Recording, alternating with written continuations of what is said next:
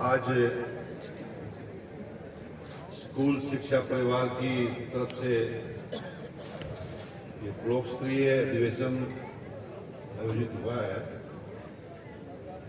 और मुझे बहुत खुशी है, प्रसन्नता है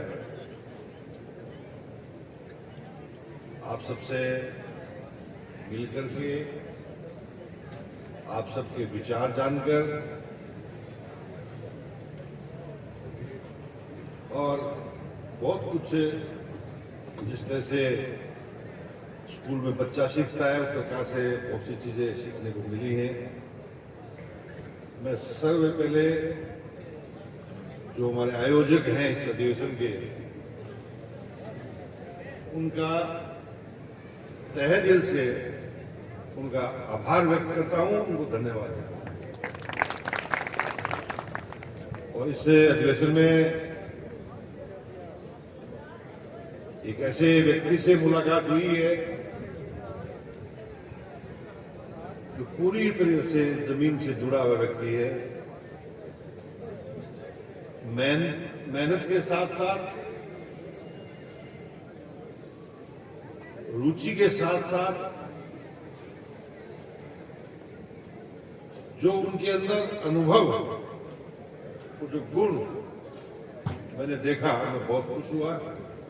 आप सबके, हम सबके भाई, आपके प्रदेशाध्यक्ष अनिल शर्मा जी,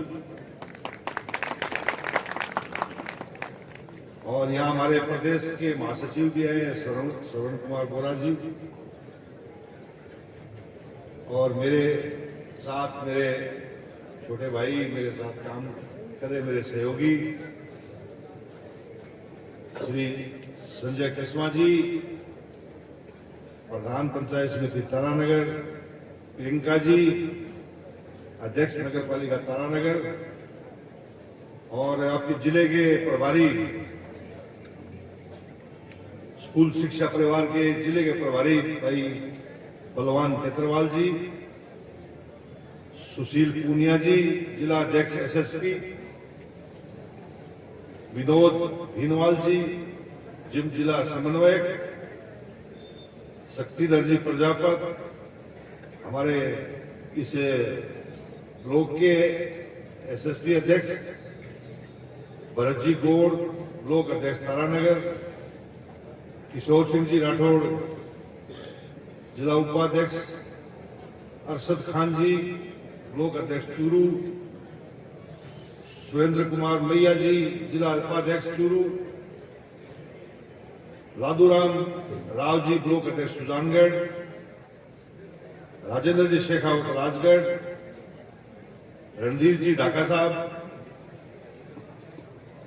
और यहाँ उपस्थित हमारे चेयरमैन के प्रतिनिधि मुंशी खां जी, और हमारे पार्षदपति भी हैं और बहुत अच्छी स्कूल भी चलाते हैं श्री जासम खोखर जी, शाली जी सरपंच साहब, हमारे शेहुआ गांव के मेरे पंचायत अध्यक्ष श्री ओम पूनिया जी, और हमारे वार्ड के प्रत्याशी रहे, और आजकल तो इनको जुनून चढ़ा हुआ है कि जनता की बात को आगे तक पहुंचाना, भाई साजिद खान जी, हमारे यूथ कांग्रेस के अध्यक्ष विकास देतरवाल जी, हमारे पंचायत समिति सदस्य मोहसिन जी, हमारे सरपंच साहब जयसिंह जी, मेघ सर, हमारे युवा साथी भगत सिंह जी, भाई विक्रम सारण जी, संजय सारण जी, किशोर खां जी, असद जी वार्ड प्रतिनिधि, बाबू सेन जी, सुशील पारिक जी, श्री एतराम जी, और यहाँ उपस्थित सभी है मेरे स्कूलों के संचालकगण और उनमें दिन रात मेहनत करने वाले सभी मेरे शिक्षक साथी, उपस्थित मेरे भाइयों और बहनों, बहुत प्रसन्नता हो रही है आप सबके बीच में अपने आप को पाकर। और जब अनिल जी को मैं सुन रहा था, बड़ा भावुक स्पीच था इनका, और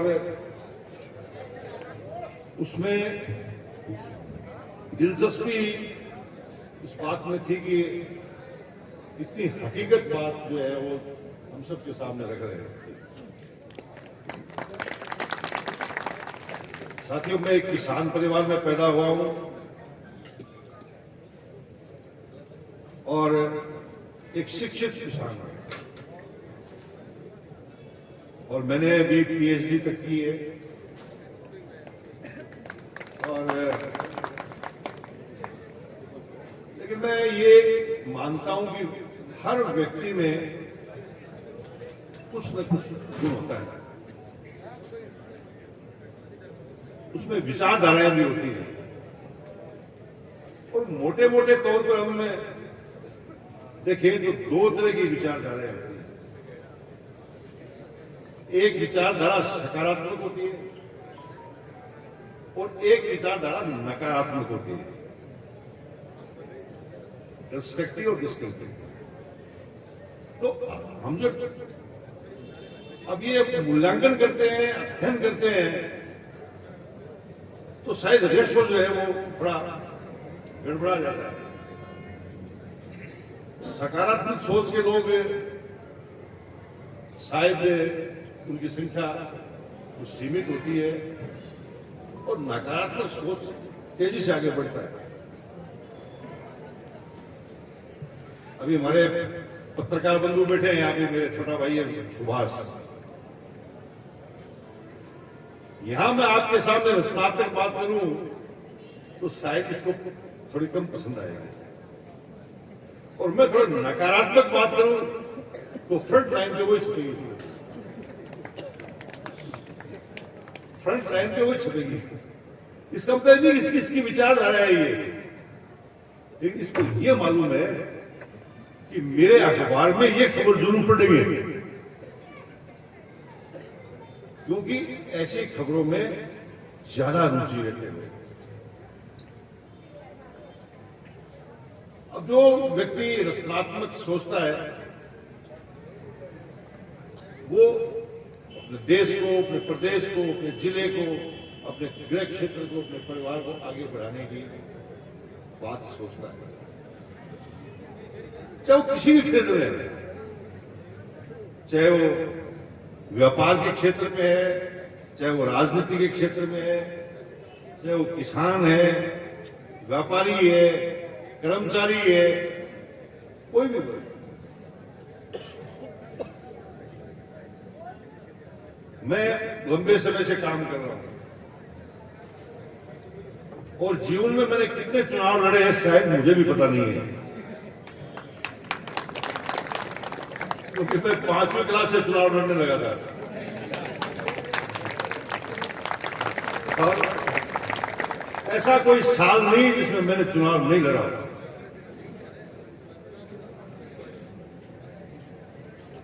और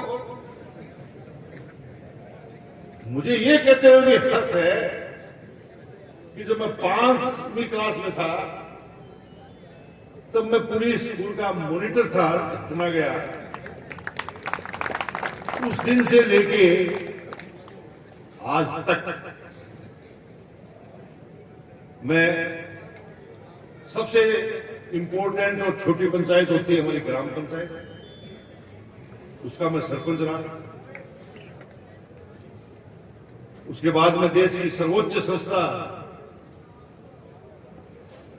लोकसभा का 3 बार मेंबर चुना गया, विधानसभा में भी काम करने का मौका मिला।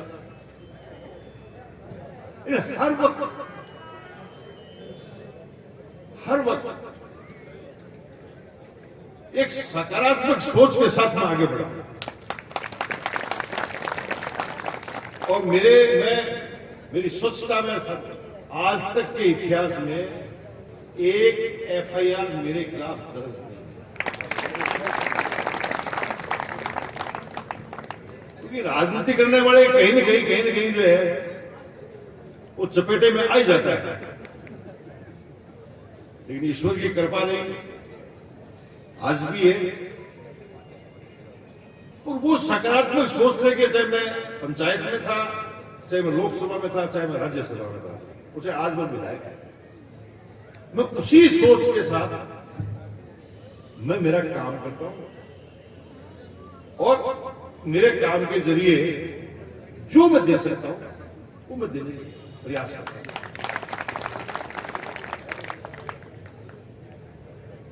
अब ये सकारात्मक सोच और नकारात्मक सोच, ये बात मैंने इसलिए कही आपको कि जब अनिल जी बोल रहे थे तो इनकी बात सुनने वाले राजस्थान में दो प्रकार के लोग हैं, एक सकारात्मक सोच वाले और एक नकारात्मक सोच वाले। दरअसल क्या है, मैं एक छोटा सा उदाहरण बताता हूं आपको। एक बार मैं गांव में सभा कर रहा था, तो मेरा जो प्रतिद्वंदी था उसके लिए कमेंट ये थे कि वो बेचारा शुद्ध है, शुद्ध है। और मारवाड़ी का शब्द है सुधा, सीधा सुधा, सुधो मतलब। तो मैंने उससे पूछा, मैंने कहा बाबा एक बात बताओ चौधरी साहब, वो तो शुद्ध है, तो मैं कोई बदमाश थोड़ी हूं, उसके खिलाफ तो कितने मुकदमे भी लगे हुए, उनके खिलाफ तो FIR भी दर्ज है, तो मेरे खिलाफ तो मैं कैसी कोई बात ही नहीं, मेरे खिलाफ तो मैं उदा कैसे हुआ, वो सुधा कैसे हुआ, बताओ। बोलो वह तो खागड़ है।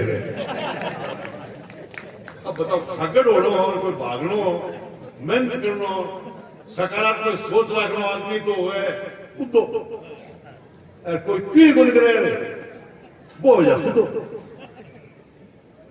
तो दो सोच हो गई नहीं, दो सोच होगी, एक ही व्याख्या की। तो आज मैं ये कहना चाहता हूं, मेरे यहां आप शिक्षाविद हो, अब वो काम कर रहे हो जो हर आदमी कर नहीं सकता। एक देश के अंदर एक धारणा बना दी कि ये तो प्राइवेट स्कूल वाले बहुत धनवान है, ये तो लूट के खाते हैं सबको, भारी भरकम इनकी तनख्वाह है, इनकी वो फीस है।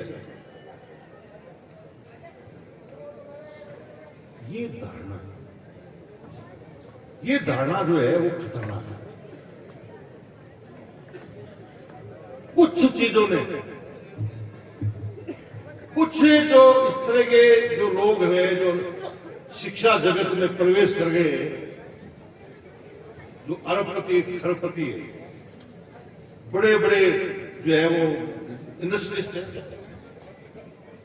वो कूद गए इस मैदान में, जो शिक्षा का जगत हो चाहे वो चिकित्सा का, वही कूद गए। उन्होंने 5 स्टार तो बना दिए अपने स्कूल। बस से लेकर के स्कूल तक जाओगे तो एयर कंडीशन कमरे, वो धारणा, वो उनका जो पढ़ाने का, पढ़ने का, फीस का जो सिस्टम है उनका, वो सिस्टम हम जो छोटे और मध्यम स्कूल के लोग हैं वो टिक गए इसके आगे। संख्या तो उनकी बहुत थोड़ी है, संख्या तो उनकी बहुत थोड़ी है, लेकिन वो हावी है हम सब पर। आज एक सावा में चलने वाली, 50 में चलने वाली स्कूल, तारानगर के वार्ड में चलने वाली स्कूल, उसका प्रचार होना बहुत असंभव है। उसका साधन नहीं होता, उसके पास साधन नहीं होता है। पढ़ाई और उनसे बहुत ज्यादा करवाता है, रिजल्ट उसके बहुत अच्छे आते हैं, लेकिन प्रचार नहीं होता। अब आप एक बड़ी स्कूल में जाओ, उनका प्रचार देखो, कहां कहां उनके बोर्ड नहीं मिलेंगे। अखबार में आते हैं तो एक एक पेज, दो दो पेज के वो स्टार आते हैं। क्या हम दे सकते हैं? अनिल जी, आप इतनी मेहनत कर रहे हो, आप दे सकते हो? ये आपके लिए संभव नहीं है, ये आपके लिए संभव नहीं है, लेकिन उनके लिए संभव है। और उनके समर्थक ही आज देश चला रहे हैं। उनके समर्थक ही प्रदेश चला रहे हैं। उनके समर्थक ही आज जो ब्यूरोक्रेसी है, जो ब्यूरोक्रेसी हमारी, वो ब्यूरोक्रेसी का ध्यान आप पर नहीं है। उस ब्यूरोक्रेसी का ध्यान कहीं और है, क्योंकि वो उनको फीड करते हैं। आप अनिल जी एक अधिकारी से मिलने जाओगे, आप अपना विजिटिंग कार्ड दोगे तो देख करके उल्टा करके छोड़ देगा। और एक जो है गोविंदा स्कूल का कोई व्यक्ति है, प्रिंसिपल, एक स्कूल का प्रिंसिपल, वो जाएगा कि कौन सी गोविंदा स्कूल, इलेक्शन कौन सी है, मोदी स्कूल, उसका प्रिंसिपल जाएगा तो आप तो फिर ठहर जाओगे, उस प्रिंसिपल को बुलाएंगे अंदर, तो आ जाओ। क्यों भाई? ये पूरे राजस्थान में घूम रहे हैं, अलग जगा रहे हैं, ये भी स्कूल में संचालन कर रहे हैं। वो एक संचालन करने वाले मैनेजर है प्रिंसिपल, उसको तो बुलाते हैं, उसको बैठा करके चाय पिलाते हैं, और आपको लास्ट रखेंगे, बोलिए बोलिए बोलिए बोलिए बोलिए बोलिए बोलिए, ठीक है, देखेंगे देखेंगे। ये सिस्टम हमारा हावी है, ये सिस्टम हावी है भयंकर रूप से। और मैं मेरे राजनीतिक जीवन में, चाहे आप लोकसभा के मेरे स्पीच देख लो, चाहे मेरे राज्यसभा के स्पीच देख लो, और चाहे मेरे विधानसभा के स्पीच देख लो, आपको यही सार मिलेगा मेरे भाषणों के अंदर। लेकिन बात नहीं जाके गड़बड़ाती है कि हम जैसों की संख्या कम है, हम जैसों की संख्या कम है, और हमारी कम संख्या को वो लोग दबा देते हैं। किसी चीज की परिभाषित करना, व्याख्या करना, ये अपना अपना गुण होता है। एक व्यक्ति व्याख्या करता है तो सार निकाल के छोड़ देता है, और दूसरा व्यक्ति व्याख्या उसी चीज की व्याख्या करता है, वो सारा उल्टा सार करके निकाल कर देता है। अभी उल्टा सार वाला अनिल जी ज्यादा है। मुख्यमंत्री ने घोषणा की आपकी सुविधाओं की, आपके प्रदेश कांग्रेस के अध्यक्ष ने आपकी बात को चुनावी घोषणा पत्र में डाला, सरकार का गठन हुआ, घोषणा पत्र को चीफ सेक्रेटरी को बुला करके उसके आगे रख दिया कि मेरा मेरा यही कानून कहता है, ये मेरा घोषणा पत्र है, इसको लेकर आगे बढ़ो। बजट में घोषणा होगी, आपने जाके उनको बताया अपने तरीके से, उन्होंने आपकी बात सुन के घोषणा कर दी, तो क्रियान्वयन का मौका तो वो आपकी बात नहीं सुनी, तो उसने अपना दिमाग लगाया। वहां वही दो विचार थे कि उस वक्त क्रियान्वयन करने वाले का विचार आपके हित में नहीं था, इसलिए रेगुलेशन तो बना दिया, कल्याण बोर्ड छोड़ दिया। तो रेगुलेशन तो बनाओ उनके लिए जो बड़े बड़े स्कूल चल रहे हैं आपके, जो है लाखों लाखों की संख्या में रुपए फीस लेते हैं। अरे मैं जानता हूं, मेरी गांव की स्कूल को भी कितने झेलना पड़ता है। इस प्रकार से वो अपना काम चलाते हैं।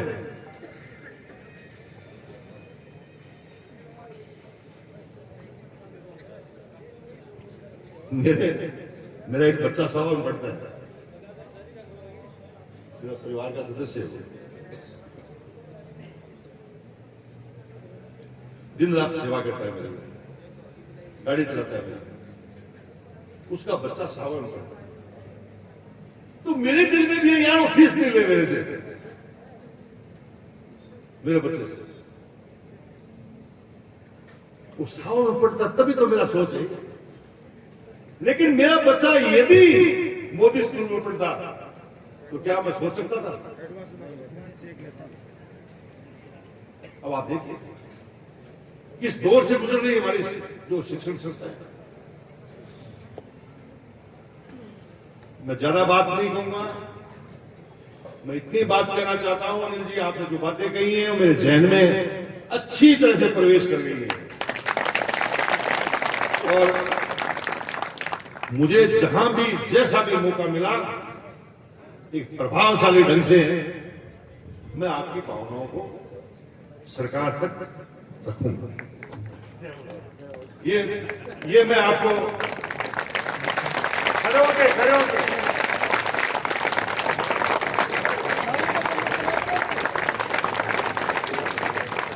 ये मैं आपको विश्वास दिलाता हूं कि मैं कोई बहुत ज्यादा ताकतवर तो नहीं हूं, लेकिन मैं एक वरिष्ठ कार्यकर्ता हूं और आपकी इन सब बातों को वरिष्ठता के साथ, मेरे अनुभव के साथ मैं ये बातें रखूंगा। आप सब लोग शिक्षा से जुड़े हुए हो, कुछ लोग दिन रात मेरे साथ काम करते हैं, मैं भी बहुत सी चीजों से जूझ रहा हूं, जिस प्रकार से आप जूझ रहे हो मैं भी जूझ रहा हूं। मैं भी कहता हूं लोगों को, अरे नरेंद्र बुरानिया की दुकान में सामान तो हर वैरायटी का है, हर वैरायटी का सामान है, लेकिन वैरायटी बताने वाला नहीं है, उसकी संख्या कम है। और उनकी संख्या कम क्यों है? उनकी संख्या इसलिए कम है कि हम साधनों का अभाव है, हमारे पास साधन नहीं है।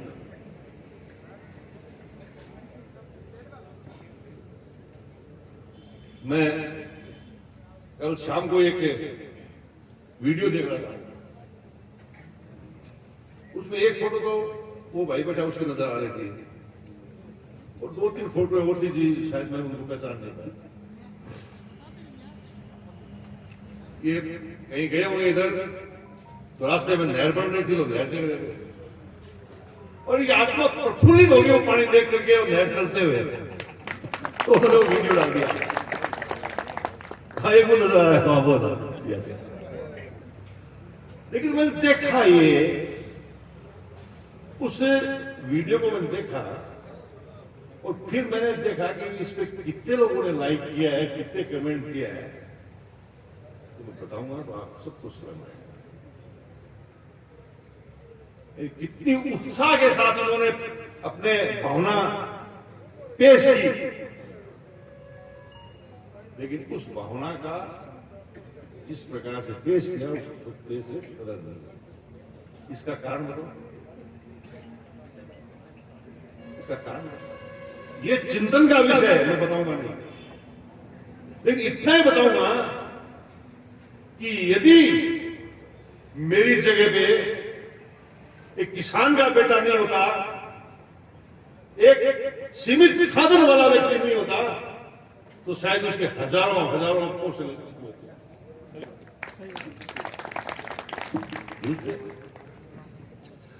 लेकिन मुझे कहते हुए प्रसन्नता है कि मेरा लंबा राजनीतिक इतिहास, अभी राइट ऑफ एजुकेशन की बात कर रहे थे अनिल जी, यूट्यूब पे निकालिए मेरा भाषण और सुनिए। राइट टू फूड, मैं एक घटना बताता हूं आपको। मैं राज्यसभा का डिप्टी चीफ व्हिप था और डिप्टी चीफ व्हिप सरकार का प्रतिनिधि होता है, उस वजह सवाल चला रहा है। तो राइट टू फूड जब बिल आया तो जितने भी हमारे प्रभावशाली नेता थे उनका हम तो पहले कोट बोले, पहला ओपनिंग स्पीच, क्योंकि ओपनिंग स्पीच ही टीवी में, रेडियो में, अखबारों में प्रकाशित होता है। अब मैं असमंजस में फंस गया कि मैं किसका नाम लिखूं। चार तो पूर्व मुख्यमंत्री रहे, केंद्रीय मंत्री रहे, बहुत सीनियर नेता।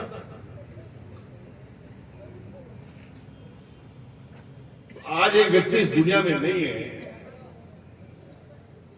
और जिनका बड़ा आशीर्वाद था मेरे ऊपर, अहमद पटेल।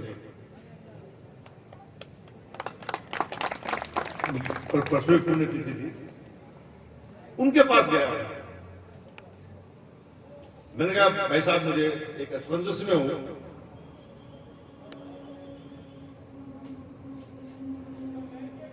तो आप मुझे राय दीजिए।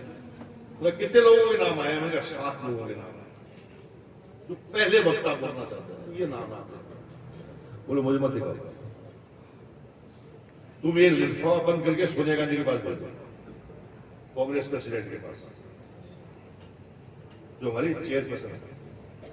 उनको बोलो कि साहब एक नाम टिक कर दो आप। और मैं गया उनके ऑफिस के पास, जो मेरा ऑफिस, और मैं रिक्वेस्ट की और मैंने वो पर्ची उनके पास भिजवाई। वो 2-3 मिनट में पर्ची वापस आ गई। और जो पर्ची पे मैंने खोला तो 8वां नाम मेरा लिखा हुआ था और उसके आगे टिक थी कि आप बोलोगे।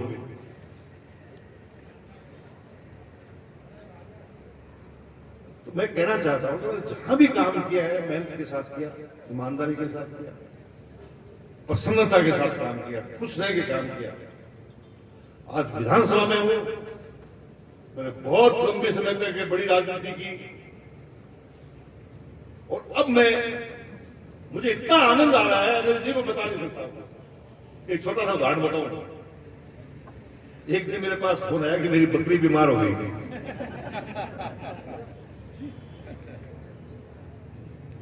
मैं बड़ा असमंजस में फंस गया। तो मैंने किसी की ड्यूटी लगाई कि भाई तू इसको देख। और जब रात को हम खाना खा रहे थे, हम परिवार के लोग, तो मैंने उनके सामने ये पीड़ा बताई कि मैं कहा राजीव गांधी मेरे बराबर बैठते थे, मैं गाड़ी चलाता था, और आज मैं कहा इसकी बकरी बीमार हो गई, उस स्तर तक आ गया हूं। तो मुझे कुछ समझ में नहीं आ रहा। तो मेरे बच्चों ने कहा कि डैड ये बड़ा गंभीर प्रश्न है।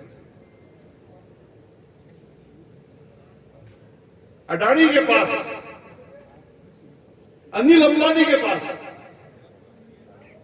आज अखबार में था वो रोहित सोल्स की कार है, 10 करोड़ की, 16 करोड़ की कार है, गाड़ी वो बढ़ी है।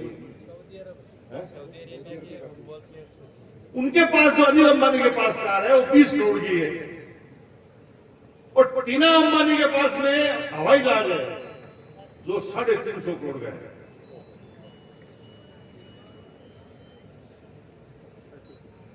इस बकरी वाले के वो क्या काम किए वो बताओ। उसके तो 350 करोड़ की जो जहाज है वो बकरी है, और वो बकरी ठीक नहीं हुई तो सुबह बच्चों को दूध कैसे पिलाएगा वो। अंबानी की उस 16-20 करोड़ की कार से कम नहीं है।